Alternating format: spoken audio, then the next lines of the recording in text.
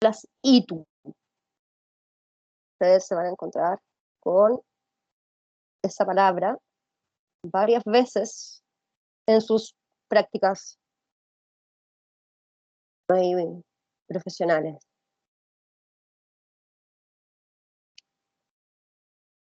¿Logran ver en mi pantalla? ¿Me escuchan bien?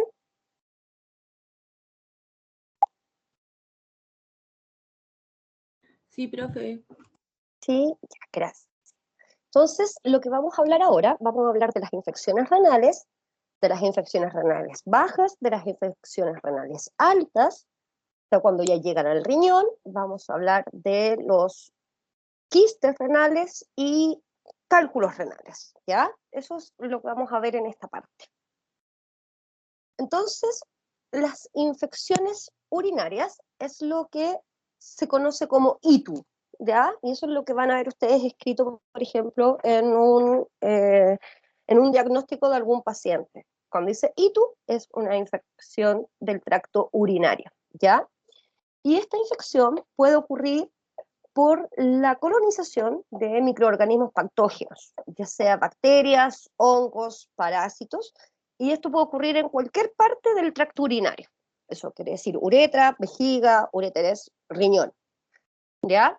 Y como yo sé que estoy frente a estoy en presencia de una infección urinaria, pues bien, se recolecta orina de la mañana y se crece en el laboratorio en placas de cultivo para bacterias y se cuentan las UFC, que son unidades formadoras de colonias. O sea, ¿cuántas colonias formar?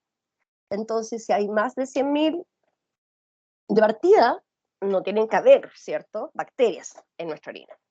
Y más de 100.000 unidades formadoras de colonia, estamos frente a una infección urinaria. Existen dos tipos de infección urinaria que se clasifican básicamente si afecta el tracto urinario bajo o el tracto urinario alto. En el tracto urinario bajo tenemos la uretritis, que es la infección de la uretra, la cistitis, que es la infección e inflamación de la vejiga, y en los hombres se puede dar la prostatitis, que esa es la infección en la próstata, ¿sí? Y también acá tenemos en el tracto urinario alto la pielonefritis, que es una infección que por lo tanto nos va a producir inflamación de los riñones. Si hablamos un poco de epidemiología de esta infección urinaria, de estas ITU, son muy comunes en la niñez, ya el 1% de niños y alrededor del 3 al 5% de niñas han tenido por lo menos un episodio de ITU en la infancia. Son recurrentes y se da en niños menores de 2 años, la prevalencia fue un 7%, y estos niños presentan fiebre, ¿ya? Por eso niños febriles, menores de 2 años. En los mayores de 2 años son los con síntomas urinarios con o sin fiebre, ¿ya? Y la incidencia también es alta, un 7,8%. Y se da más frecuente en las niñas que en los niños, exceptuando el primer año de vida. ¿Por qué creen ustedes que se da más frecuente en niñas que en niños?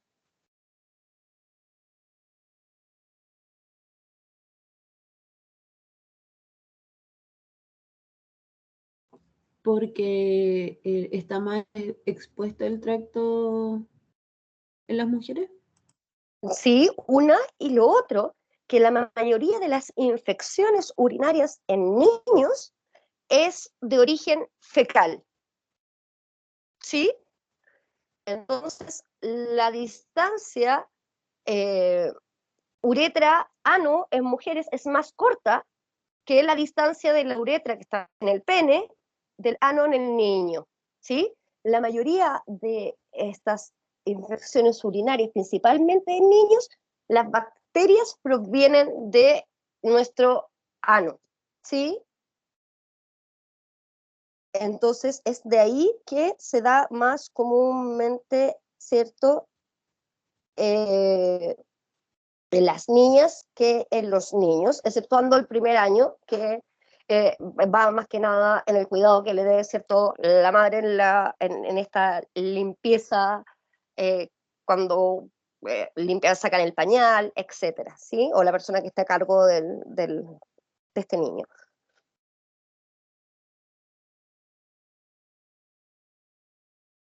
Entonces, en la mayoría de las infecciones urinarias, los organismos infectantes derivan de nuestra propia flora fecal, ¿ya? Factores predisponentes, tenemos litiasis, si nosotros tenemos cálculos renales, tenemos un factor que nos puede llevar a ser más propensos a tener ITU, malformaciones renales también, el reflujo vésico-uretral aumentado, ¿qué quiere decir? Generalmente, normalmente, va de riñón, uréteres, vejiga, ¿cierto? El reflujo vésico-uretral es al revés, vejiga hacia los uréteres. Y eso puede producirse, por ejemplo, por alguna infección o algo que esté tapando, ¿cierto?, este conducto que va de uréter a vejiga y se devuelve entonces la orina, ¿cierto? Eso es un reflujo vesicouretral. Lo vamos a ver más adelante en unas imágenes. Y si yo he tenido antecedentes de infección urinaria previa, también soy más propenso a tener ya infecciones urinarias. En el embarazo también, y en personas con anemia se ve bastante también estas infecciones urinarias, estas ITU. ¿Qué microorganismos se encuentran o causan principalmente estas ITU?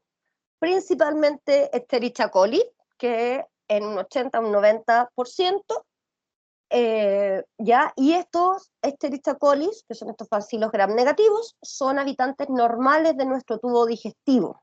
Por lo tanto, provienen de nuestro propio cuerpo, ¿cierto?, de nuestra flora fecal del paciente, son los que nos van a causar principalmente la infección urinaria, ¿ya?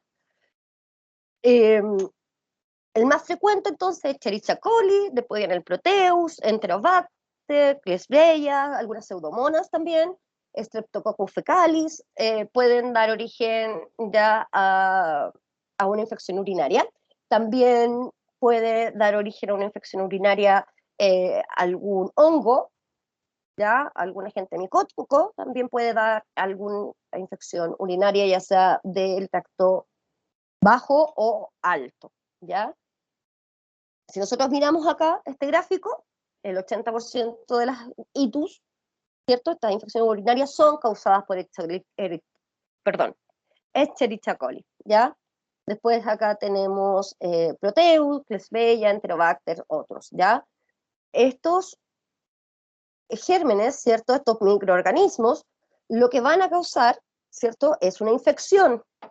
Y al causar esta infección, se va a producir una inflamación granulomatosa, que quiere decir que para nuestro cuerpo ir a defenderse de este microorganismo, va a generar, ¿cierto?, esta inflamación donde van a llegar neutrófilos, macrófagos, etcétera, para tratar de aislar y destruir a este microorganismo que nos está causando la infección. Entonces, aparte de la infección, vamos a tener, donde esté infectada, la zona infectada, vamos a tener una inflamación en el local, ¿sí? En algunas personas que están inmunocomprometidas, por ejemplo, las personas que tienen VIH o que están algún paciente, son pacientes oncológicos o con órganos trasplantados, hay virus también, como el poliomavirus, el citomegalovirus, adenovirus, que también pueden causar infección renal, ¿ya? Eso también se ha visto, que estas personas inmunocomprometidas, al no estar funcionando correctamente su sistema inmune, este virus puede arrancar del lugar donde infectó primero y puede llegar a vía renal, ¿ya? Mediante circulación sistémica puede llegar a infectar los riñones. Entonces, hay dos vías de infección, ¿sí? Tenemos una infección urinaria, que puede ser una infección ascendente, que empieza en la uretra, ¿ya? Aquí tenemos los agentes habituales, son Escherichia coli, Proteus, Enterobacter, y que de la uretra pueden subir estos microorganismos hacia la vejiga, alterar esta unión vesículo-ureteral, y producir, ¿cierto?, este reflujo vesículo-ureteral, que básicamente nuestra orina tiene que bajar, ¿cierto?, de los uréteres hasta la vejiga, pero lo que al alterarse esta unión vesículo-ureteral, se produce un reflujo donde la orina sube desde la vejiga hacia el riñón, ¿ya? Esta es la vía de infección más común, la vía de infección ascendente. Sin embargo, también existe la vía de infección hematógena. ¿Qué quiere decir esto? Que agentes habituales pueden, como Staphylococcus, Escherichia coli, pueden producir bacteremia, que es, ¿cierto?, una diseminación de estas bacterias en la sangre, y que obviamente nuestro riñón filtra esta sangre y además está irrigado, ¿cierto?, por el sistema circulatorio, puede llegar de esa forma, ¿cierto?, las bacterias al riñón. Entonces, tenemos estas infecciones ascendentes y las infecciones hematógenas. La más común es esta infección ascendente, y esta infección ascendente es la que causa más frecuente lo que se llama pielonefritis, que es la infección e inflamación de los riñones, ¿ya?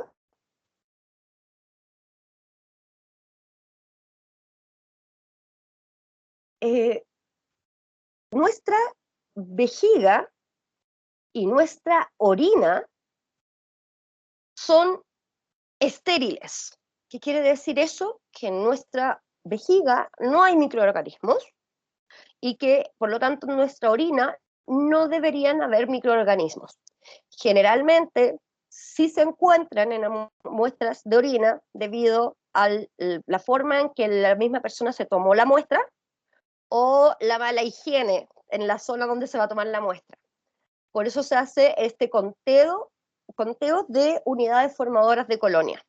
Pero lo normal es que nuestra vejiga y la orina que contiene esta vejiga, sea estéril. Por lo tanto, para que se ocurra una infección urinaria, una ITU, debe ocurrir distintos acontecimientos, ¿cierto? Cuando es una infección urinaria ascendente, este microorganismo debe colonizar la uretra distal o del introvaginal, ¿sí? Debe moverse, subir, ¿cierto?, de la uretra a la vejiga y de la vejiga a los riñones. Si tenemos una infección de la uretra, se llama uretritis. Si tenemos una infección de la vejiga, se llama cistitis. Y si tenemos una infección en los riñones, se llama pielonefritis. ¿Dudas? ¿Consultas hasta ahí?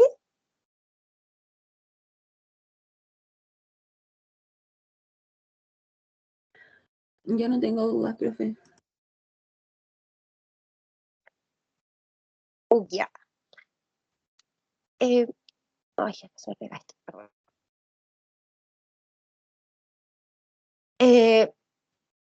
Entonces, de acuerdo, ¿cierto?, donde se encuentre esta infección, va a ser el nombre que va a tener. Y una de las complicaciones más importantes de una infección urinaria baja, por ejemplo, de una uretritis o una cistitis, es que llegue a pielonefritis.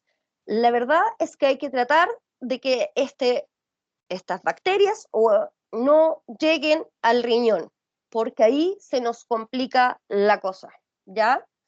Entonces, la pielonefritis ¿cierto? Es una infección, las bacterias llegan al riñón y aquí hay una inflamación que afecta a los túbulos, a los nefrones, el intersticio y la pelvis renal.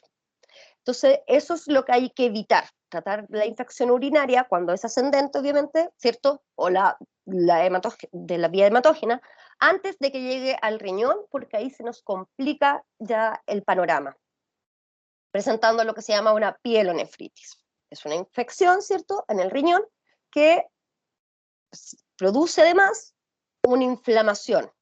Y esa inflamación es producto de que el sistema inmune está llegando a la zona para atacar el microorganismo. Podemos tener dos tipos de pielonefritis. La aguda, que suele ser debido a una infección bacteriana y que se asocia a la infección de las vías urinarias, ¿cierto?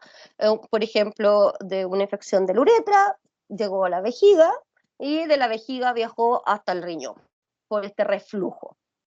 Y tenemos también la pielonefritis crónica, ya que es un trastorno un poco más complejo, que es más difícil de tratar, donde obviamente la bacteria también puede haber llegado por vía ascendente o hematógena, pero que es como más difícil de erradicar, ¿ya?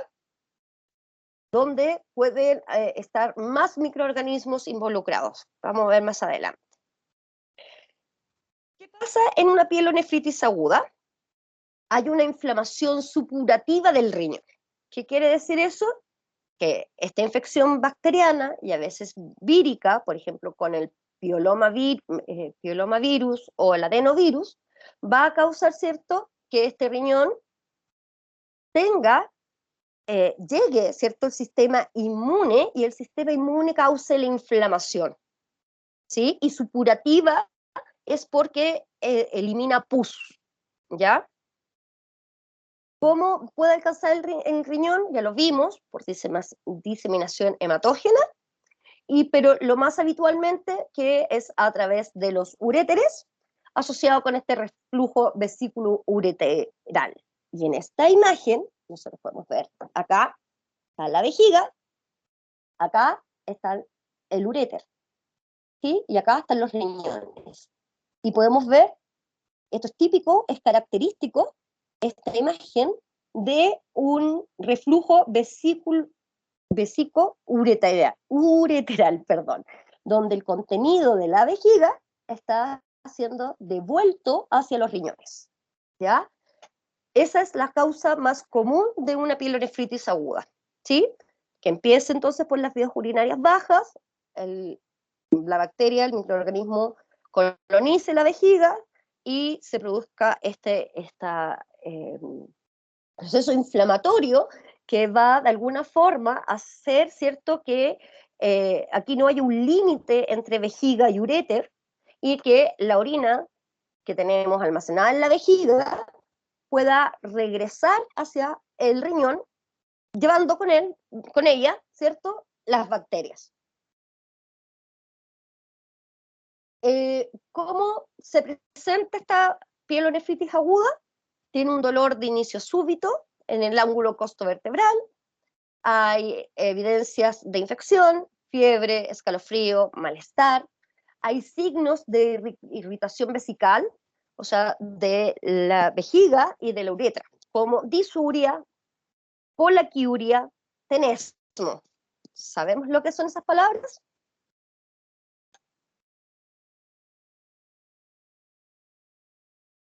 ¿Saben? Disuria es una micción dolorosa, o sea, que nos duele al orinar.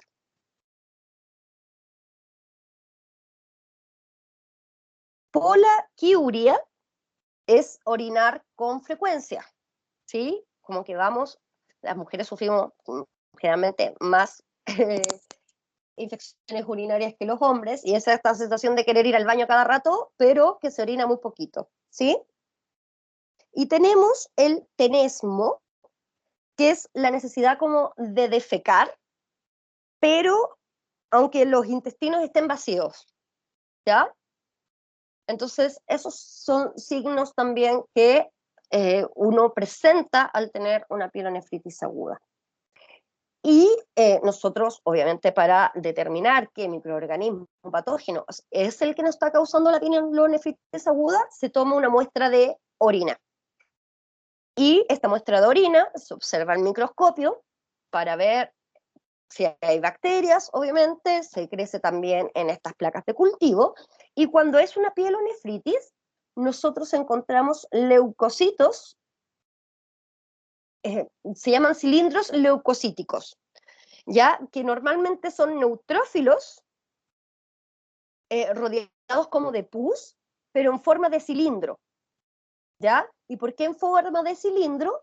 Porque si están en forma de cilindro, quiere decir que pasó por los túbulos renales, o sea, por el nefrón, ¿ya? Entonces eso nos va a dar características, nos va a decir si es una pielonefritis o no, porque podemos encontrar bacterias en una infección urinaria baja, ¿cierto? Pero estos cilíndricos leucocíticos, que son estos principalmente neutrófilos, rodeados de pus en forma de cilindro, nos va a decir que la infección está en el riñón, porque en el riñón adquieren estos neutrófilos esta forma de cilindro, ¿ya?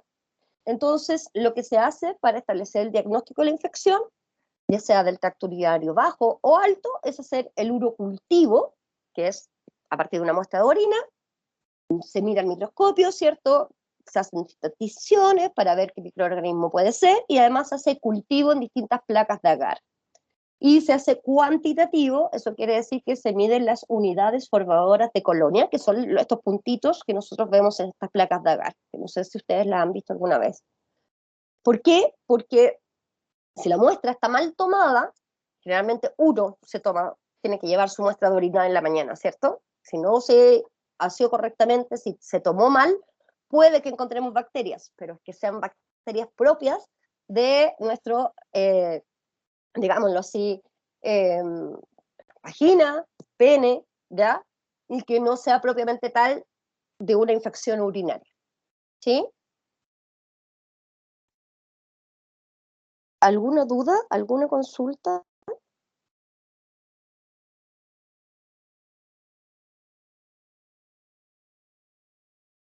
¿Cuál va a ser el tratamiento de esta pielonefritis aguda? Va a depender del agente causal, ¿ya? Una vez que nosotros identificamos en el laboratorio, se identifica cuál es el agente causal, qué tipo de bacteria es, se hace una prueba de resistencia a antibióticos para saber a qué antibiótico no es resistente esta bacteria, y al antibiótico que no es resistente, ese antibiótico se administra.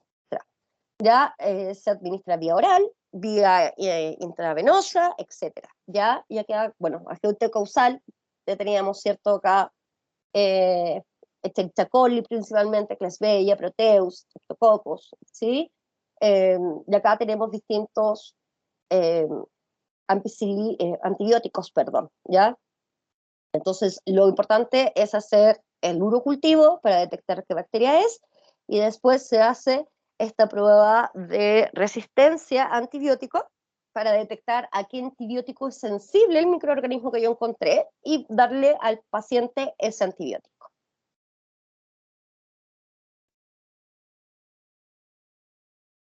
Eh, si es una pielonefritis aguda, no complicada, ¿cierto?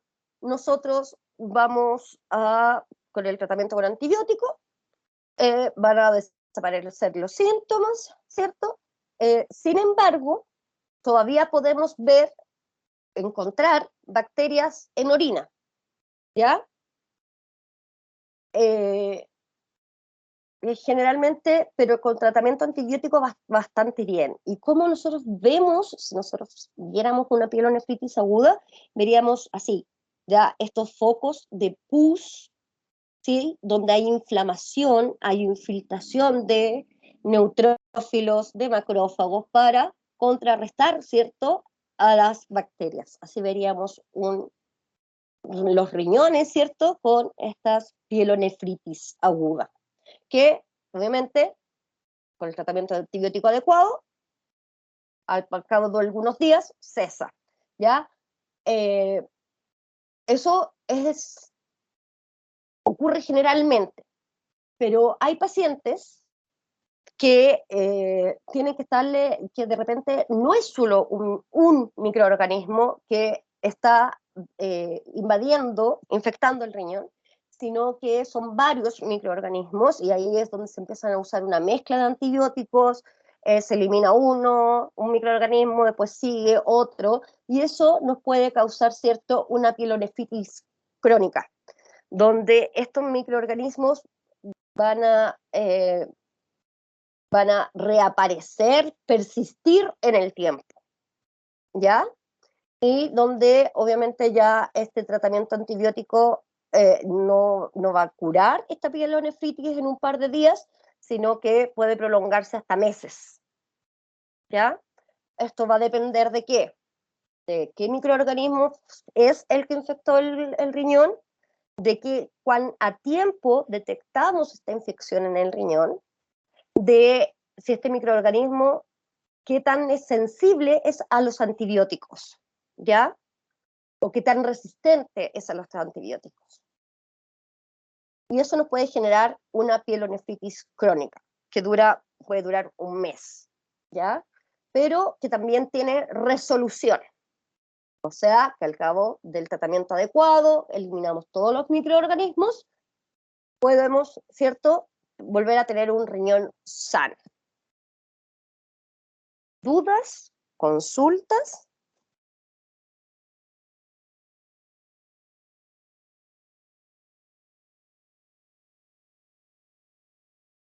No, profe. ¿No? Ya. Hay una pielonefritis crónica, que no es la que yo le hablaba de acá, ¿sí? Esta pielonefritis aguda lo resolvemos, ¿cierto?, con el tratamiento antibiótico, que puede durar más tiempo, pero también lo resolvemos con tratamiento antibiótico. Pero hay una pielonefritis crónica que se caracteriza, que es una inflamación túbulo-intersticial crónica, y lo que ocurre es que ¿cómo se resuelve una inflamación crónica? Mediante la cicatrización. Y nosotros podemos ver acá, por ejemplo, cicatrización de parte de la corteza, ¿cierto? Aquí tenemos un cáliz amputado, ¿cierto? Acá tenemos una cicatriz en la corteza de este riñón. Podemos tener cicatrices en los cálices, tenemos cicatrices en la pelvis renal, ¿ya? Entonces, esta pielonefritis crónica se caracteriza por deterioro de estos cálices renales, ¿sí? Tanto de los cálices, corteza, cálices y pelvis, donde este proceso inflamatorio llevó a una cicatrización de estas partes del riñón, por lo tanto ya deja de ser ya deja de ser funcional. Donde hay cicatrización, recuerden que el tejido se reemplaza por matriz extracelular y por lo tanto ya no es funcional. ¿Y en qué casos se da esta pielonefritis crónica? Se da cuando hay nefropatía por reflujo o pielonefritis crónica obstructiva. ¿Ya? La pielonefritis crónica es una causa importante de destrucción renal en niños, ¿ya? Y que los deja con malformaciones importantes de las vías urinarias bajas o que tienen estas malformaciones urinarias de las vías bajas, ¿sí? Y esta pielonefritis crónica, entonces la podemos dividir en nefropatía por reflujo o pielonefritis crónica obstructiva. Y la nefropatía por reflujo es la forma más frecuente de cicatrización de esta pielonefritis crónica. Y lo que ocurre es que se produce, ¿cierto?, en la primera infancia, como consecuencia de una superposición de una infección urinaria con un reflujo vesículo uretral congénito y reflujo intrarrenal. ¿Qué quiere decir todo esto? Generalmente hay niños, ¿cierto?, que nacen con ciertas patologías congénitas, ¿ya? ¿Y eso qué quiere decir? Que, por ejemplo, los uréteres tienen algún desvío, alguna malformación, la vejiga tiene algún problema. Y eso hace que esto sea más propenso a sufrir estas infecciones urinarias, que esta infección urinaria llegue al riñón debido, ¿cierto?, a este reflujo congénito y que puede afectar uno o los dos riñones. Es importante la pielonefritis, ¿ya? No siempre los dos riñones, se me olvidó decirles, tanto en la aguda como en la crónica, no siempre la pielonefritis afecta a los dos riñones. Y si afecta a los dos riñones, no siempre van a tener el mismo grado de infección y de inflamación. ¿Ya? Eso es como que lo tengan como súper claro. Puede afectar un riñón, los dos riñones, si afecta a los dos riñones, no es necesario que tengan la misma complejidad. ¿Ya? Entonces, se produce esta pielonefritis crónica, esta nefropatía por reflujo, debido, ¿cierto?, a que hay malformaciones congénitas que hacen más propenso que estos niños tengan estas itus y que puedan llegar estas bacterias al riñón.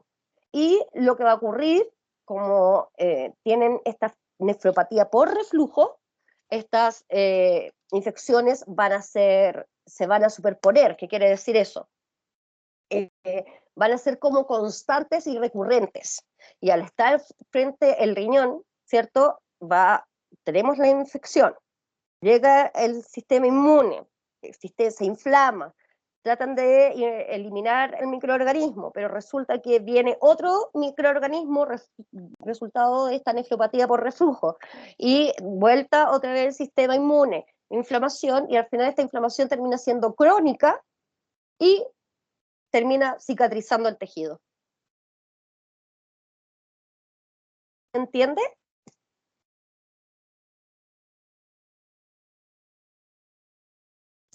Sí, profe. ¿Sí?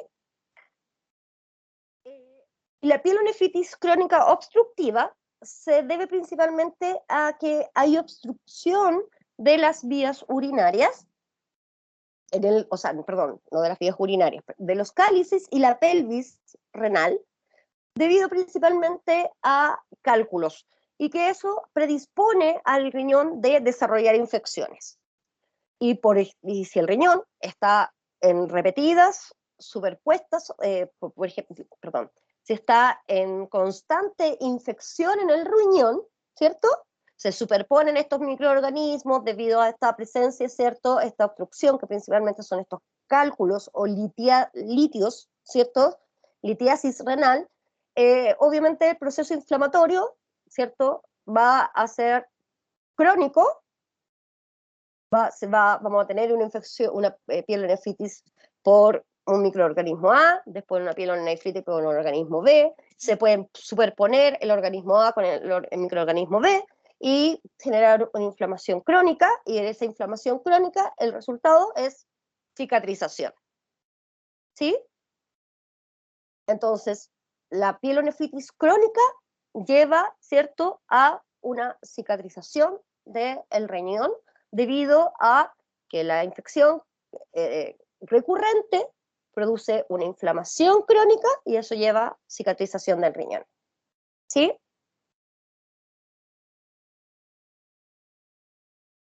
¿Cómo se manifiesta esta pielonefritis obstructiva crónica?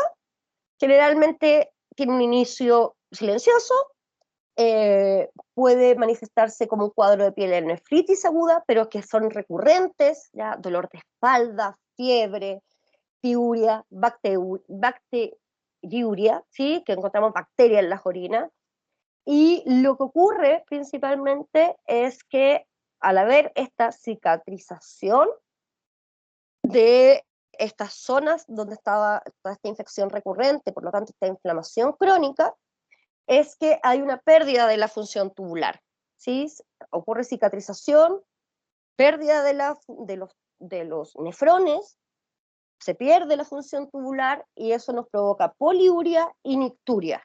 ¿Qué quiere decir poliuria? Que aumenta, ¿cierto?, nuestra cantidad de orina que excretamos, y nicturia, que tenemos también, vamos muchas veces al baño en la noche. Y es netamente porque, como perdemos esta función tubular, perdemos la capacidad de concentrar. Recuerden que se filtra casi todo lo de la sangre, y que los túbulos renales, los túbulos del nefrón, reabsorben agua, glucosa, electrolitos, etc. Si se pierde esa función tubular, vamos a estar básicamente filtrando y no reabsorbiendo ni secretando. Entonces se pierde la capacidad de concentración y por lo tanto se orina más veces y en mayor cantidad, ¿ya?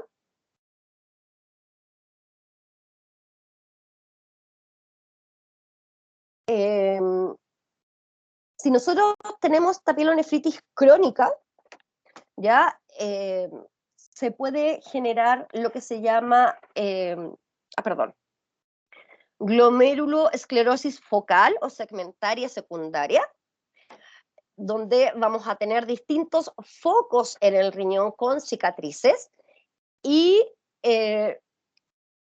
si además encontramos proteinuria, o sea, proteínas en la orina, puede derivar esta pielonefritis crónica a una enfermedad renal crónica, ¿ya? Entonces, una infección urinaria que llega al riñón, pielonefritis, y que sea recurrente, que sean varios, que se superpongan varios microorganismos, que se produzca esta inflamación crónica que termine en cicatrización, nos puede llevar a una insuficiencia renal crónica o enfermedad renal crónica, que es lo mismo, ¿ya? Entonces, por eso, bastante ojo con las ITUS, las infecciones del tracto urinario.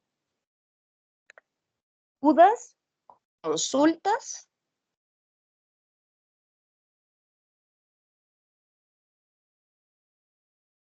Chicos, chicas, creo que estaba Carlos solamente por ahí. Las chicas, Yo no, profe. ¿no? Ya. ¿Cómo se resuelve entonces una pielonefritis crónica? Esta que es recurrente, ¿cierto? Y que nos va a dejar cicatrización.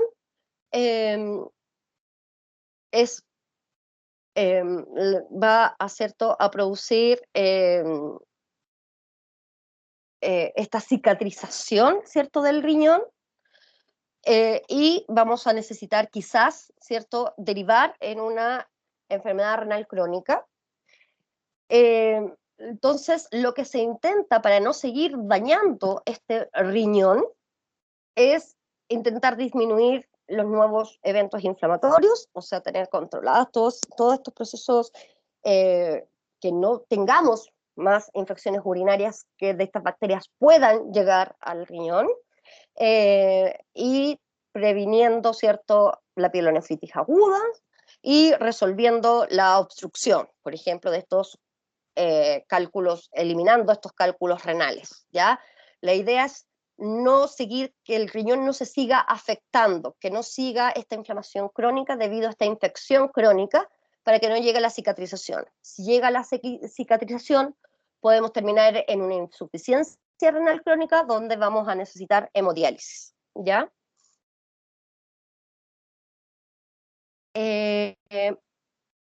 ¿Alguna consulta sobre las infecciones urinarias?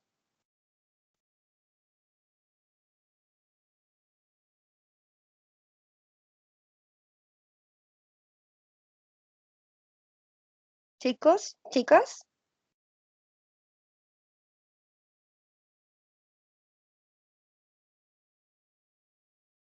¿No? ¿Me escuchan? No, profe. ¿Me escuchan bien? Sí, sí se escucha. Ya. Entonces, lo último que vamos a ver hoy va a ser la patología renal. Lo vemos hoy. Quedan 15 minutos. A ver, déjame ver. Sí, sí alcanzamos. Les voy a compartir, perdón, pantalla. Quería ver cuánto nos quedaba, a ver si alcanzábamos a verlo hoy día o no. Pero sí.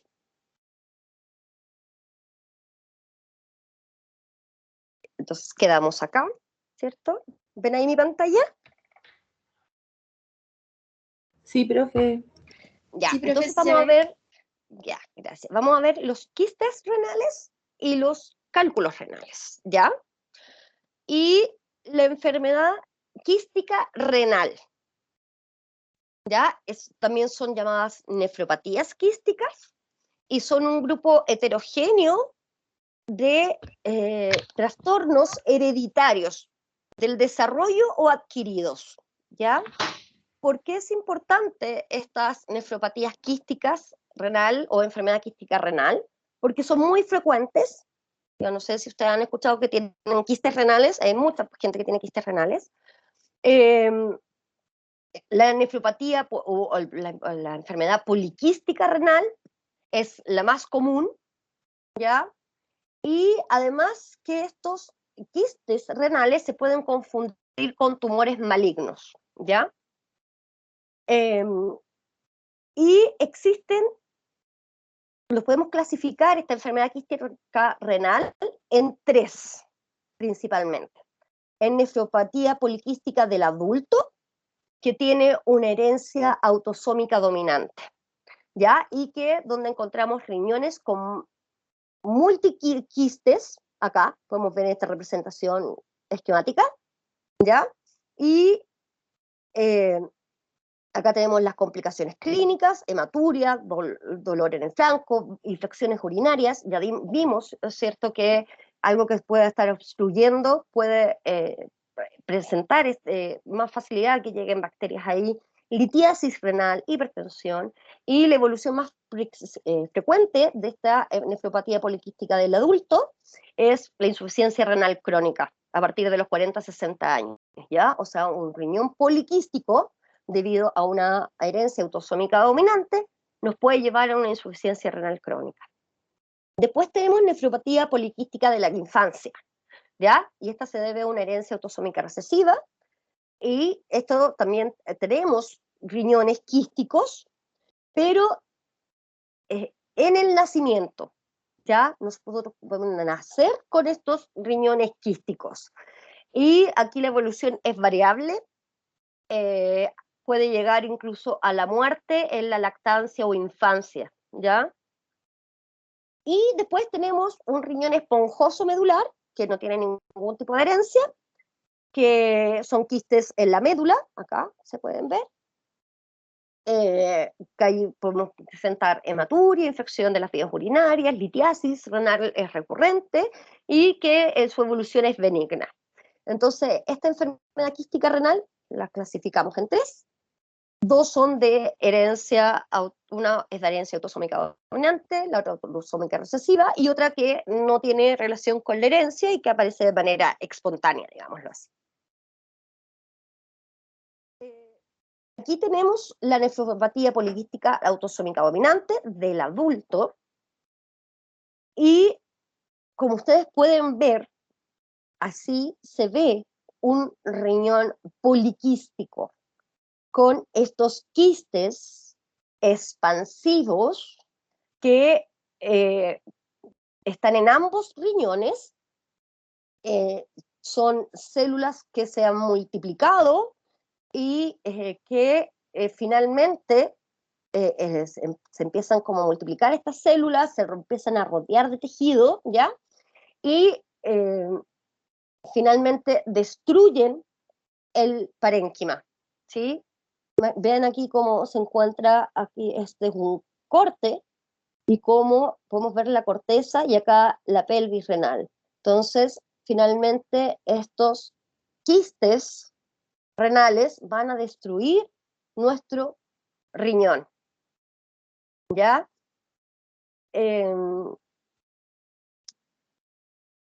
¿Por qué es importante? Porque el 5 o 10% de los casos que tienen esta nefropatía poliquística del adulto requieren trasplante renal o diálisis, ¿ya? Miren cómo queda un riñón, ¿sí? Este riñón no es funcional, ¿sí? Funciona, sí, funciona. Poco, pero funciona, ¿ya? Manifestaciones: dolor renal, duele la espalda, donde se encuentran los riñones, ¿cierto? Hematuria, tenemos sangre en orina. Hipertensión, debido, ¿cierto?, que no podemos eliminar la orina. Y proteinuria, porque, como pueden ver, hay gran daño renal, por lo tanto, este riñón que antes no dejaba pasar proteínas, ahora sí las va a dejar pasar, ¿ya? Después tenemos la nefropatía poliquística de la infancia, que es autosómica recesiva, y también se ha definido como variante perinatal, neonatal, lactante, etc. Pero las manifestaciones están presentes desde el nacimiento, y el lactante puede morir debido a una insuficiencia renal, ¿ya? Así también aquí podemos ver, ¿cierto?, cómo queda este riñón poliquístico, ¿cierto?, de la infancia, ¿cierto?, donde el parénquima está completamente, hay destrucción del parénquima, y esto entonces se desarrolla, nacen ya estos niños con estos quistes renales, y si logran sobrevivir, ya que es una tasa muy baja, desarrollan fibrosis hepática también congénita. No recuerdo en este momento la proteína, pero no solamente produce quistes renales, sino también hepáticos, ¿ya? Entonces, acá vemos cómo se ve un riñón, acá vemos cómo se ve el hígado de estos niños que tienen esta nefropatía poliquística de la infancia autosómica recesiva.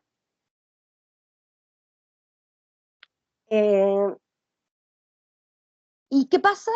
Acá está. ¿Qué pasa en esta nefropatía poliquística autosómica recesiva? Hay mutación de unas proteínas que se llaman policistina 1 o 2, o de otra proteína que se llama fibrocistina, ¿ya? Y esto produce alteración del flujo del calcio y alteración de mecánica de los cilios tubulares. La cosa es que finalmente produce alteraciones del crecimiento y que las células se logren diferenciar bien, las células tubulares. Entonces, como no se logran diferenciar bien estas células tubulares debido a estas mutaciones, que son autosómicas recesivas, vamos a tener una matriz extracelular anormal, vamos a tener proliferación celular y secreción de líquido, que es básicamente este quiste. En su centro tiene células, tiene matriz extracelular, y que además está rodeada de líquido, secreción de líquido. Y esto es lo que nosotros llamamos el quiste, que va a producir daño vascular glomerular, inflamación y posterior fibrosis.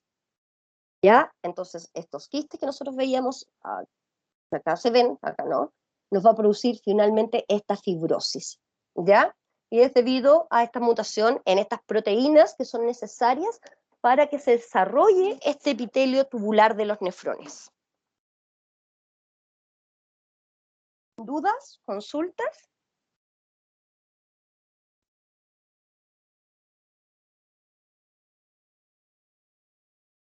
Chicos, chicas, No, profe. ¿no? Ya, dada la hora, lo dejamos hasta aquí, pero nos queda ver solamente la próxima clase veríamos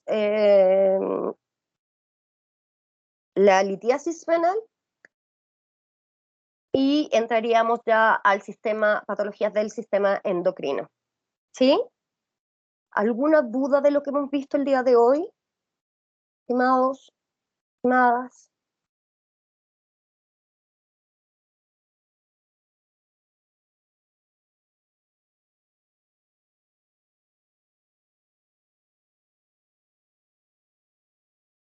¿No hay dudas? No, profe. Ya, entonces